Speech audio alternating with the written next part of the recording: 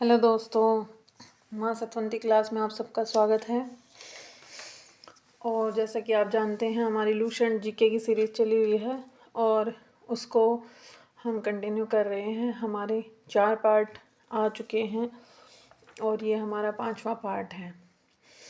और जो हमने पहली वीडियोस में पढ़ा है उसके बारे में आपको हम थोड़ा रिवीजन करवा देते हैं, जो हम पहले पढ़ चुके हैं। जो भारतीय इतिहास है उसमें हम एंशियंट हिस्ट्री ऑफ इंडिया पढ़ रहे हैं और उसमें हमने वैदिक लिटरेचर पढ़ चुके हैं। वैदिक लिटरेचर में हमने वेद पढ़े हैं, 4 वेद, 6 वेदांग, 18 पुराण और ब्राह्मण ग्रंथ और अदर जो लिटरेचर है वो भी हमने पढ़ा है। उसके बाद बौद्धिक लिटरेचर पढ़ा है। बुद्धा लिटरेचर में हमने जातक, त्रिपिटक और कथावस्तु को पढ़ा है।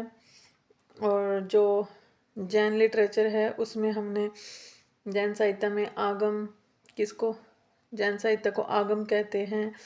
और जैन साहित्य में को 12 भागों में बांटा गया है जिसको 12 अंगा कहा जाता है। और जो प्रमुख साहित्य है जैन साहित्य के वो है भगवती सूत्र, जिसमें है महावीर स्वामी के जीवन कृत्य के बारे में बताया गया है।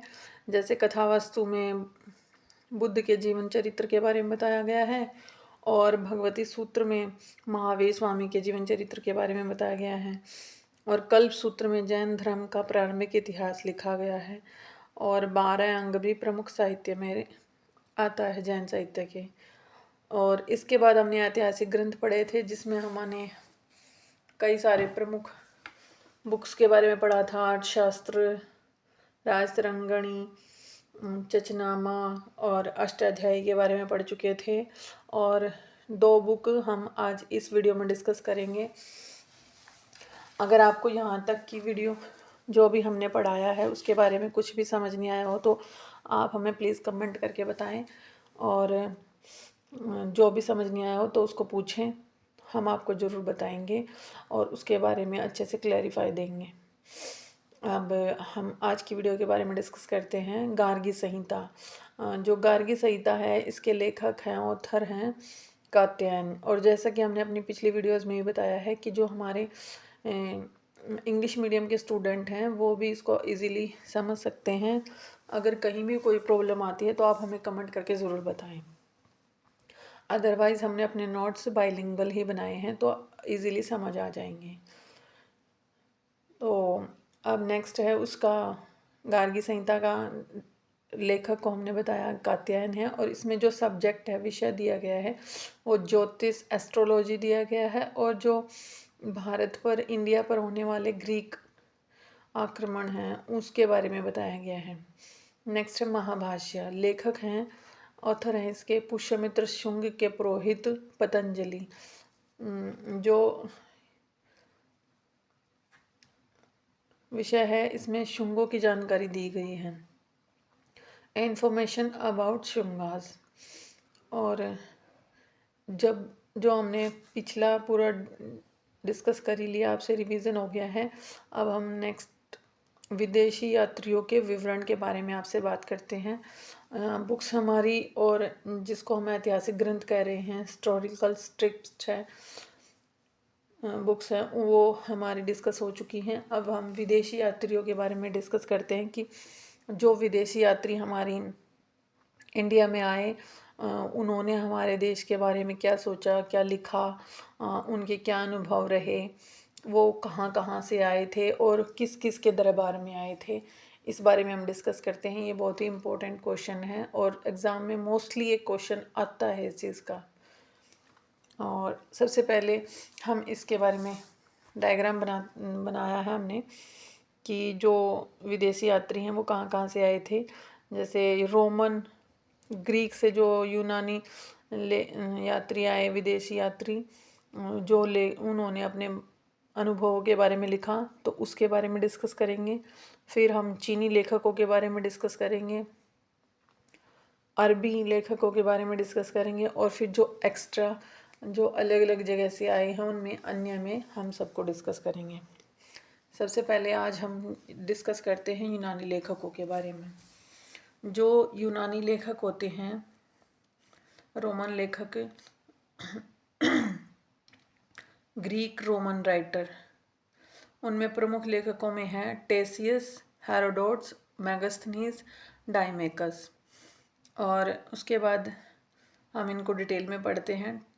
टेसियस जो थे वो ईरान का राज्यवैद्य था। यह ईरान का राजवैद्य था। He was the royal physician of Iran. Bharat के संबंध में इसका विवरण आश्चर्यजनक कहानियों से परिपूर्ण होने के कारण अविश्वसनीय, इनक्रेडिबल है। काफ़ी बढ़ा चढ़ाकर इन्होंने अपना विवरण दिया है, तो वो थोड़ा सा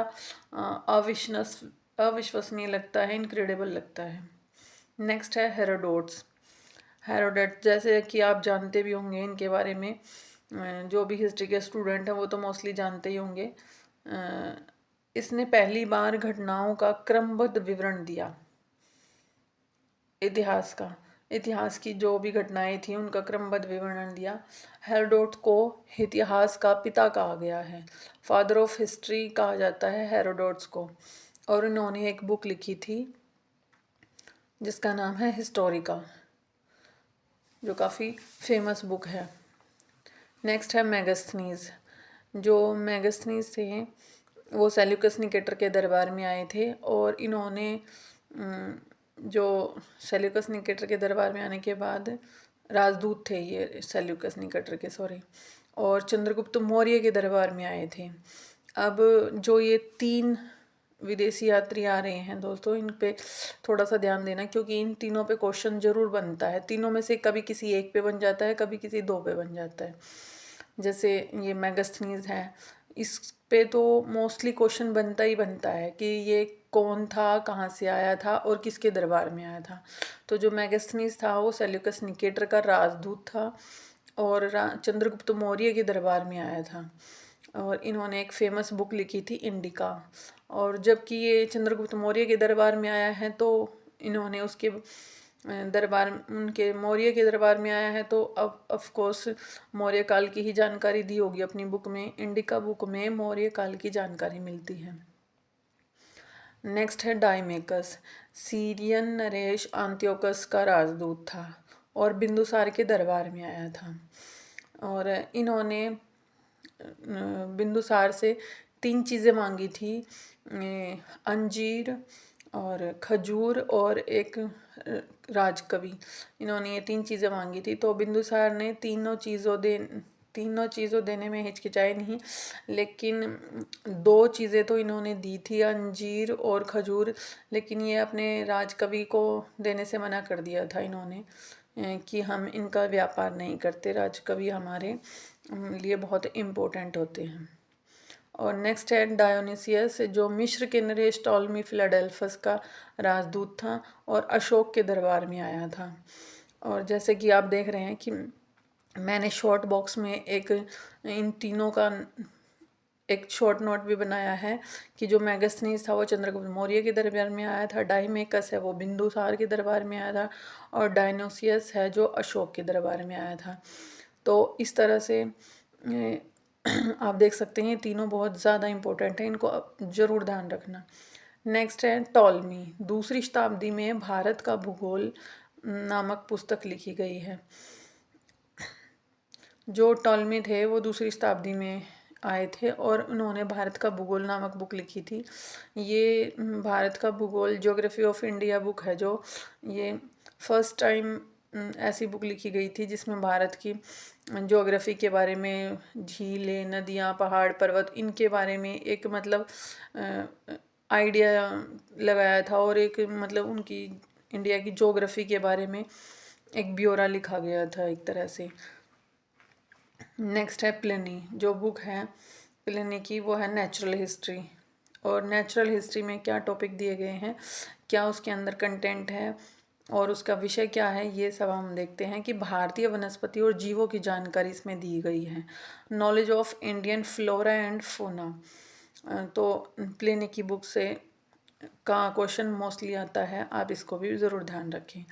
और एक और इम्पोर्टेंट बुक है जिसका नाम है पेरिप्लस ऑफ द अरिथ्रियन सी। जो ये बुक है इसका आज तक लेखक के बारे में कोई नहीं पता लगा पाया कि पेरिप्लस ऑफ द रेसिडेंसी किसने लिखी है। 80 AD के समय भारतीय बंदरगाहों की जानकारी इसमें दी गई है।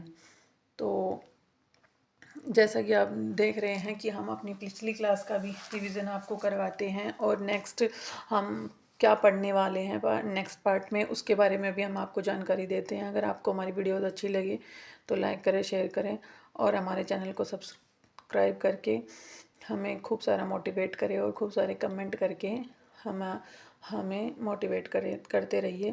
थैंक यू दोस्तों, हैव अ नाइस डे।